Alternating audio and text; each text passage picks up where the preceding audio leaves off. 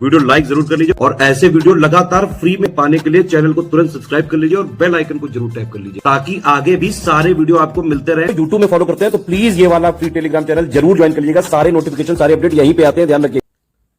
नमस्कार साथियों, स्वागत है ऑनलाइन एग्जाम प्रिपरेशन पर which is the part of study for civil services. दोस्तों, चूंकि अब 22 दिसंबर को आपका यूपीपीएससी प्रीलिम्स का एग्जाम है, मात्र 30 दिन ही शेष बचे हुए हैं। तो इन 30 दिनों में हमें पूरे सिलेबस का रिवीजन करना है। तो ये क्विक रिवीजन सीरीज हमारे चैनल पर चलाई जा रही है जिसमें आपके सारे सब्जेक्ट कवर कराए जाएंगे। सारे सब्जेक्ट का हम क्विक रिवीजन करेंगे और ज़्यादा से ज़्यादा प्रैक्टिस करने पर हमारा फोकस रहेगा, क्योंकि क्वेश्चंस आपको जो है एमसीक्यू के फॉर्म में ही मिलेंगे, ऑब्जेक्टिव फॉर्म में मिलेंगे। तो आपने अगर सही आंसर टिक कर लिया तो आराम से आप कट ऑफ क्लियर करेंगे।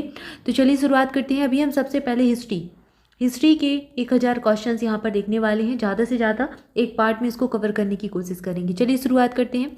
सबसे पहला प्रश्न है, चचनामा और बावरनामा क्रमशः किस भाषा में लिखे गए थे? तो ये जो दो ग्रंथ हैं ये अरबी और तुर्की भाषा में लिखे गए थे। अगला प्रश्न है, किस तरह शुरुआती राष्ट्रवादियों ने बड़ी सफलता के साथ ब्रिटिश शासन की नैतिक नींव को कमजोर किया था? तो यहाँ पर शुरुआती राष्ट्रवादियों की बात हो रही है। इन्होंने किस टेक्निक से बड़ी सफलता के साथ ब्रिटिश शासन की जो नींव थी उसको कमजोर किया? तो उन्होंने संवैधानिक सुधारों के लिए उनके जो आंदोलन थे उसने इसमें कार्यरत रहे, वो उसमें काम आए। तो प्रारंभिक राष्ट्रवादी, जिन्हें मॉडरेट और नरमपंथी के रूप में जाना जाता था, 1885 और 1905 के बीच में भारत में सक्रिय राजनीतिक नेताओं का एक समूह था। आप जानते हैं कि नरमपंथी और गरमपंथी दो दल थे, ठीक है। तो इसमें यहाँ पर नरमपंथियों की बात हो रही है। 1885 से 1905 के बीच में इन्होंने कई सारी सक्रिय राजनीति में इन्होंने अपना योगदान दिया। उनके उद्भव ने भारत में संगठित राष्ट्रीय आंदोलन की शुरुआत को चिन्हित किया। अच्छा, इसकी डिटेल पढ़ने के लिए आपको स्टडी फॉर सिविल सर्विसेज के पापा वीडियो को देख लेना है, भारतीय राष्ट्रीय आंदोलन को, या फिर आप लिस्टिंग भी पढ़ेंगे तो भी आपका कवर हो जाएगा। कोशिश करेंगे कि यहीं पर ऑनलाइन एग्जाम प्रिपरेशन पर एक लिस्टिंग की सीरीज भी स्टार्ट करते हैं जिसमें सारे सब्जेक्ट की लिस्टिंग आपकी कवर करा दी जाए। तो इसकी भी बिल्कुल कोशिश रहेगी, लेकिन ये चीज़ें तो आपको पढ़नी है, ये बहुत इंपॉर्टेंट है। अगला प्रश्न है, शेख बहाउद्दीन जकारिया किस संप्रदाय से संबंधित थे? तो ये सोहरावर्दी सिलसिला संप्रदाय के थे। इसमें आपके PYQ यानी प्रीवियस ईयर के क्वेश्चंस भी कवर हो जाएंगे, तो बिल्कुल ध्यान से देखने के लिए। ये आपका इंग्लिश मीडियम वालों के लिए इंग्लिश में भी प्रश्न दिया गया है। अगला प्रश्न है, एनी बेसेंट ने निम्नलिखित में से कौन सा अखबार शुरू किया था? तो which of the following newspaper was started by Annie Besant? तो इन्होंने न्यू इंडिया नाम से एक अखबार स्टार्ट किया था। एनी बेसेंट भारतीय स्वतंत्रता संग्राम से जुड़े मुद्दों को उजागर करने के लिए न्यू इंडिया शुरू किया था। भारत में 20वीं सदी का ये दैनिक समाचार पत्र था।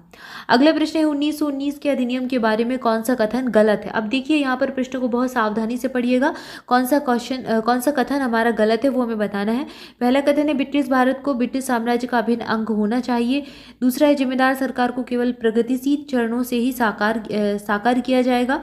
तीसरा है, प्रांतीय विषयों को आरक्षित विषयों और हस्तांतरित विषयों में वर्गीकृत किया गया था। 2 विषय थे, बिल्कुल सही है। और चौथा है, भारत सरकार के सचिव का वेतन भारत सरकार के राजस्व से लिया गया था। तो ये वाला गलत हो जाएगा, ऑप्शन डी यहाँ पर। बाकी 1919 के बारे में यहाँ पर बात हो रही है, तो ये तीनों हिस्से संबंधित है, ये वाला नहीं है। अगला देखिएगा प्रश्न। अगला प्रश्न है, निम्नलिखित में से किस घटना ने होम रूल लीग के सृजन को प्रेरित किया था? तो होम रूल लीग का गठन किस घटना से प्रेरित होकर किया गया था? ये प्रथम विश्व युद्ध का प्रभाव था। प्रथम विश्व युद्ध कब से कब तक चला था, जल्दी से कमेंट करके बताएं। अगला प्रश्न है, निम्नलिखित में से कौन सा नेता भारतीय राष्ट्रीय कांग्रेस के चरमपंथी नेतृत्व से नहीं जुड़ा था? चरमपंथी में कौन कौन नहीं था? तो यहाँ पर लोकमान्य तिलक, अरविंद घोष, लाला लाजपत राय। यहाँ पर ऑप्शन डी सही उत्तर हो जाएगा। एओ यूम चरमपंथी दल के नहीं थे, इसके नेतृत्व से नहीं जुड़े थे।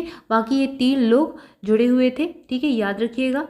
इसमें बाल गंगाधर तिलक, लोकमान्य तिलक, ठीक है ना, इनको कहा जाता था। और लाला लाजपत राय, लाल बाल पाल भी कहते थे, गरम दल का नेता भी इनको कहा जाता था, लाल बाल पाल को।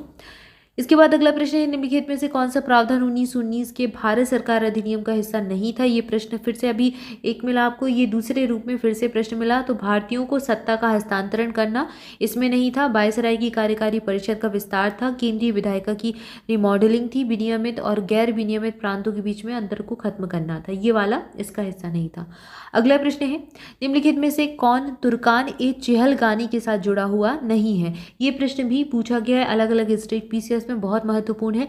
तो इसमें बहाउद्दीन तुगरिल इससे जुड़े थे, कतलग खान जुड़े थे और बलवन, जबकि इमादुद्दीन रेहान ये इससे नहीं जुड़े थे। ठीक है, तो इनका नाम याद रखिएगा। इसके बाद अगला प्रश्न है, कलकत्ता में आयोजित कांग्रेस के एक विशेष सत्र में महात्मा गांधी की प्रेरणा के तहत असहयोग आंदोलन पर प्रसिद्ध प्रस्ताव कब अपनाया गया था? तो ये सितंबर 1920 में, और आप जानते ही असहयोग आंदोलन 1920 में शुरू हुआ था। असहयोग आंदोलन ब्रिटिश शासन से भारतीय स्वतंत्रता आंदोलन का एक महत्वपूर्ण लेकिन छोटा सा चरण था। जलियांवाला बाग नरसंहार के बाद गांधी जी के द्वारा इसका नेतृत्व किया गया और 1920 से फरवरी 1922 तक ये चला था। 1919 का आप जानते हैं वर्ष जलियांवाला बाग हत्याकांड हुआ था, और 1919 के एक साल बाद 1920 में ही लगभग इन्होंने शुरू किया असहयोग आंदोलन, और ये फरवरी 1922 तक चला। इसका उद्देश्य था अहिंसात्मक साधनों या फिर अहिंसा के माध्यम से ब्रिटिश शासन का विरोध करना। इसके बाद अगला प्रश्न है, निम्नलिखित में से किस नेता ने स्वराज पार्टी का सृजन किया था? तो स्वराज पार्टी का गठन किया गया था CR दास और मोतीलाल नेहरू ने मिलकर। अगला प्रश्न है, खिलाफत आंदोलन क्यों शुरू हुआ था? तो ये तुर्की के साथ हुए अन्याय के विरोध में शुरू किया गया था खिलाफत आंदोलन। अगला प्रश्न है, गांधी जी ने सत्याग्रह सभा कहाँ पर सृजित की थी? तो ये की गई थी सृजित बम्बई में, जिसको मुंबई भी कहते हैं। अगला प्रश्न है, कौन सा सही ढंग से मेल नहीं खाता? पहला है भगत सिंह मेरठ षड्यंत्र केस से जुड़े हुए हैं, रामप्रसाद बिस्मिल काकोरी षड्यंत्र काकोरी कांड में इनका नाम आता है, और चंद्रशेखर आजाद नई दिल्ली षड्यंत्र, सूर्यसेन चटगांव। बिल्कुल याद कर लेना है, सूर्यसेन चटगांव शास्त्रागार छापा से संबंधित है। कई बार प्रश्न पूछा गया है, सूर्यसेन से इंडिविजुअल भी प्रश्न बना है, तो बिल्कुल याद कर लीजिए। तीसरा वाला यहाँ पर गलत हो जाएगा, बाकी ये तीनों सही मिलान दिए गए हैं। अगला प्रश्न है, निम्नलिखित में से कौन सा आयोजन असहयोग आंदोलन के निलंबन का कारण था? आंदोलनकर्ता उत्साही नहीं थे, सुभाष चंद्र बोस जैसे नेता इसके खिलाफ थे, गांधी जी ब्रिटिश सरकार के दमन के आगे झुक गए, या फिर चौरी चौरा की घटना। तो चौरी चौरा कांड या चौरी चौरा की जो घटना थी ये हो चुकी थी, यहाँ पर हिंसा हो गई थी, इसी कारण गांधी जी ने आंदोलन को निलंबित कर दिया था। ऑप्शन डी सही उत्तर होगा। अगला प्रश्न है, स्वतंत्रता आंदोलन के दौरान निम्नलिखित में से किस तिकड़ी के नेताओं को लाल बाल पाल कहते थे? तो अभी बताया था लाला लाजपत राय, बाल गंगाधर तिलक और बिपिन चंद्र पाल। अगला प्रश्न है, मुगलों के प्रसिद्ध गोलाकार गुंबदों के पूर्वगामी को वास्तुशिल्प में किस शैली से जाना जाता है? तो जो गोलाकार गुंबद आपको दिए जाते हैं वास्तुशिल्प में, उसको क्या कहा जाता है? उसको बीदर कहा जाता था। अगला प्रश्न है, निम्नलिखित में से किस घटना ने गांधी के ऐतिहासिक उपवास को समाप्त कर दिया था? पूना पैक्ट एक घटना हुई थी जिसके कारण क्या ऐतिहासिक उपवास जो था वो समाप्त हुआ था।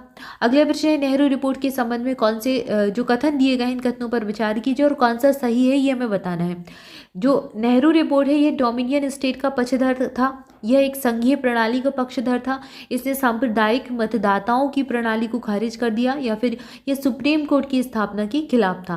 तो इसमें पहला वाला कथन सही है, दूसरा भी सही है और तीसरा भी, चौथा वाला यहाँ पर गलत हो जाएगा, तो ऑप्शन डी सही उत्तर चुन लेंगे। इसके बाद अगला प्रश्न है, निम्नलिखित घटनाओं में सही कालक्रम के अनुसार हमें इसको जमाना है। साइमन कमीशन की नियुक्ति कब हुई? ब्रिटेन में पहली लेबर सरकार का गठन कब हुआ? नेहरू रिपोर्ट प्रस्तुत कब की गई? और प्रथम गोलमेज सम्मेलन का उद्घाटन कब हुआ?